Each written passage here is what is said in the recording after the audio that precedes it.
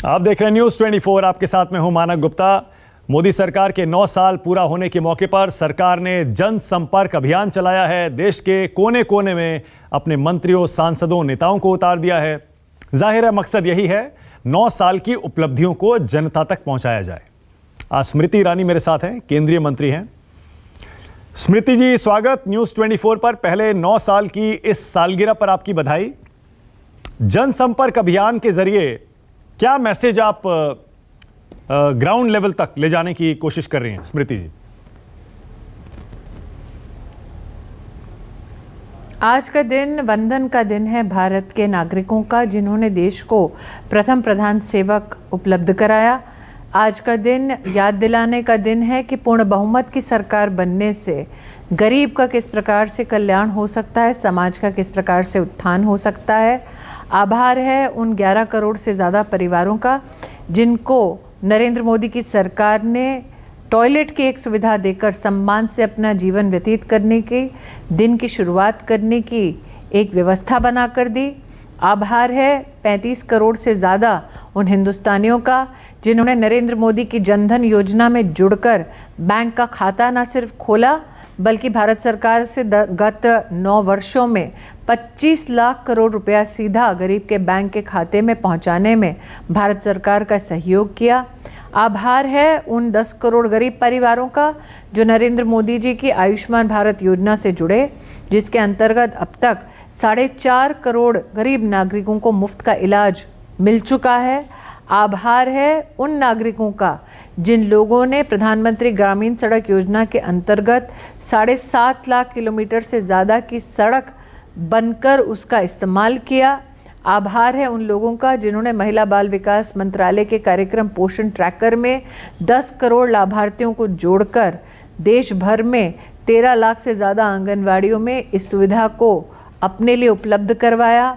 आभार है 32 करोड़ मुद्रा योजना के लोन हितग्राहियों का जिन्होंने उस लोन को सर्विस किया, अपने व्यवसाय को बढ़ाया। आभार है प्रधानमंत्री स्वनिधि योजना के अंतर्गत 35 लाख सड़क पर छोटा व्यवसाय करने वाले लोगों का जिन्होंने मोदी सरकार पर विश्वास कर लोन की व्यवस्था को अपने लिए सुनिश्चित करवाई। ऐसी श्रृंखलाबद्ध बहुत सारी बातें हैं। वंदन अभिनंदन का ये सिलसिला अगर मैं जारी रखूं तो आपका पूरा कार्यक्रम खत्म हो जाएगा। एब्सोल्युटली। पर ये जो इतनी सारी योजनाएं हैं, आपके हिसाब से सबसे बड़ी उपलब्धि आप किसको मानती हैं इन 9 सालों में? मैं नहीं मानती कि इस एक भी योजना को संक्षिप्त रूप में कह के मैं जनता की अपेक्षाएं जो पूर्ण हुई हैं उसके साथ कोई अनादर करना चाहूँगी अथवा उसका कोई अपमान करना चाहूँगी।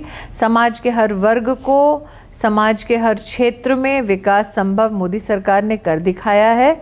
ये भी सत्य है कि भारत की जनसंख्या जिस प्रकार से बढ़ रही है उसी प्रकार से उम्मीदें, आकांक्षाएं, अपेक्षाएं भी बढ़ रही हैं। लेकिन आज भारत का हर नागरिक इस बात का संतोष करता है कि उस नागरिक के पास केंद्र में एक ऐसी सरकार है जो समाधान त्वरित रूप से देने के लिए प्रतिबद्ध है। 9 साल हो गए, 1 साल बाकी है चुनाव से। इस 1 साल में क्या एक्सपेक्ट कर सकते हैं? कुछ एक सरप्राइजेस और आने वाले हैं क्या? क्योंकि आपकी सरकार तो वैसे भी सरप्राइजेस बहुत देती है।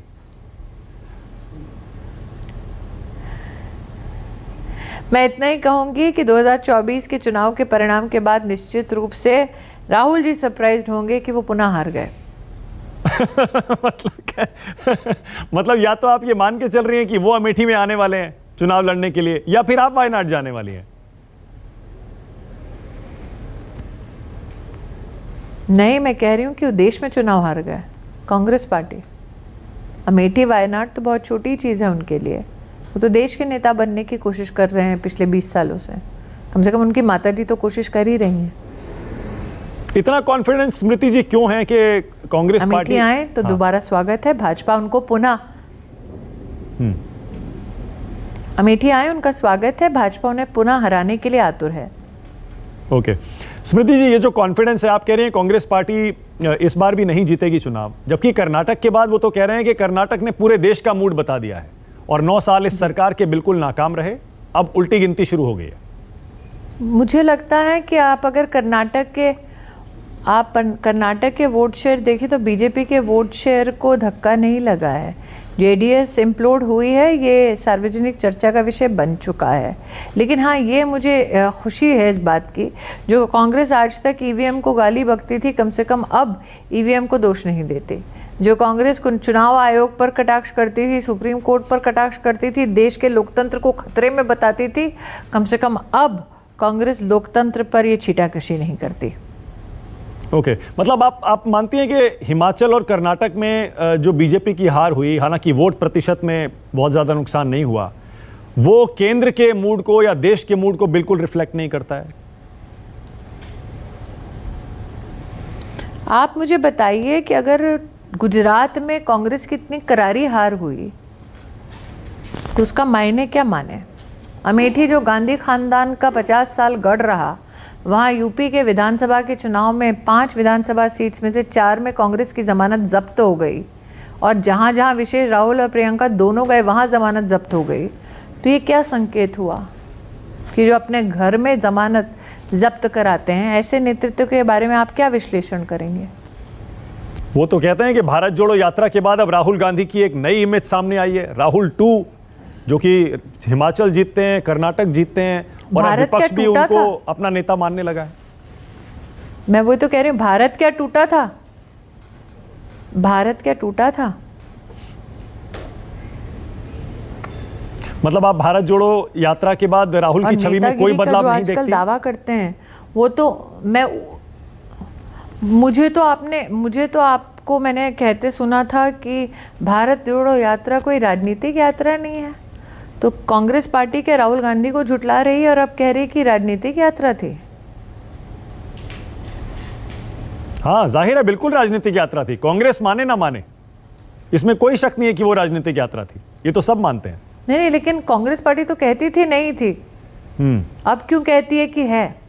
कांग्रेस अपने ही विपक्ष को बार बार अलग अलग रूप में क्यों प्रस्तुत करती है? तो अगर चुनाव हार जाते तो वो राजनीतिक यात्रा नहीं होती, चुनाव जीत गए तो राजनीतिक यात्रा है। चित भी मेरी पट भी मेरी पॉलिटिक्स कांग्रेस की एक अब रीत सी बन चुके हैं। मतलब कांग्रेस पार्टी को आप चैलेंज नहीं मानते अपने लिए? राहुल गांधी का गुजरात में हारना, मैं बहुत ही स्पष्टवादी हूँ, मैं दोबारा कहती हूँ, राहुल गांधी अपना जोर आजमाना चाहे अमेठी में, देश में कहीं भी, उन्हें इस बात को स्वीकार करना पड़ेगा कि उनकी अपनी पार्टी स्वीकार कर रही है कि 2024 में वो देश के सरकार को बनाने में असमर्थ रहेंगे। और इस परिवार का कितना दमखम है वो 19 के चुनाव में मैं स्वयं देख चुकी हूँ। चाहे वो श्रीमती वाड्रा हो, जिन्होंने कहा था वो बनारस से चुनाव लड़ेंगी फिर भगली, या फिर राहुल जी हैं जिनको अमेठी छोड़कर वायनाड की ओर हम रवाना कर पाए हैं। तो जहाँ तक उस परिवार की अपनी निजी क्षमता कितनी है, उसका जीता जागता प्रमाण मैं खुद हूँ। मतलब ये मान लें कि मुझे दूसरे से पूछने की जरूरत नहीं है। मतलब ये मान लें कि 24 के चुनाव में जीत को लेकर आप पूरी तरह से आश्वस्त हैं, और विपक्ष की इतनी जो एकजुटता की कोशिशें चल रही हैं, सब लोग एक होकर कह रहे हैं 450 सीटों पर हम एक उम्मीदवार देंगे, साझा उम्मीदवार, आपको लगता है उससे कुछ नहीं होगा? मैं वही तो कह रही हूँ, द वेरी फैक्ट की कांग्रेस, मैं आपको दोबारा कह रही हूँ, द वेरी फैक्ट की कांग्रेस खुद अकेले लड़ने में असमर्थ है और कांग्रेस को सहारे की जरूरत है, वो देश का सहारा कैसे बनेंगे? इसे तो मोदी कहते हैं एक अकेला सब पे भारी। कांग्रेस में तो दम होता तो अकेले लड़के दिखाए ना चुनाव। मतलब इस बार भी आप चुनाव से पहले, अब 1 साल बचा है, आप यही पूछेंगे कि मोदी के सामने कौन, पहले चेहरा तो लेकर आओ। मैं तो इतना ही कह रही हूं, कांग्रेस में वाकई में दम है, अकेले देश में चुनाव लड़के दिखा दे। क्यों खोज रहे हैं सहारा? अपने आप को इतना बेसहारा क्यों महसूस करते हैं?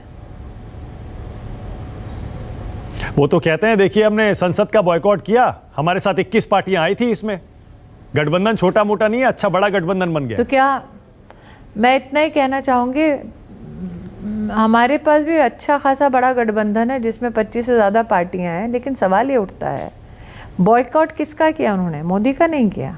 देश की संसद किसका प्रतीक है? देश के नागरिक का, देश के संविधान का प्रतीक है। तो संविधान के प्रतीक का बॉयकॉट करने वाली कांग्रेस पार्टी से बड़ी विनम्रता से पूछना चाहती हूँ, आपने देश के नागरिकों का बॉयकॉट जिस पार्लियामेंट में किया, क्या आने वाले सेशन में उस पार्लियामेंट में पग नहीं धरेंगे?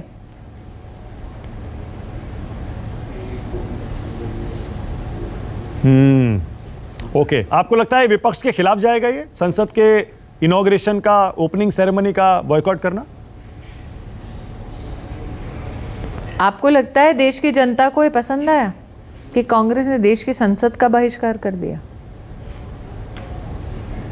और बहिष्कार करना है तो पूरा करो।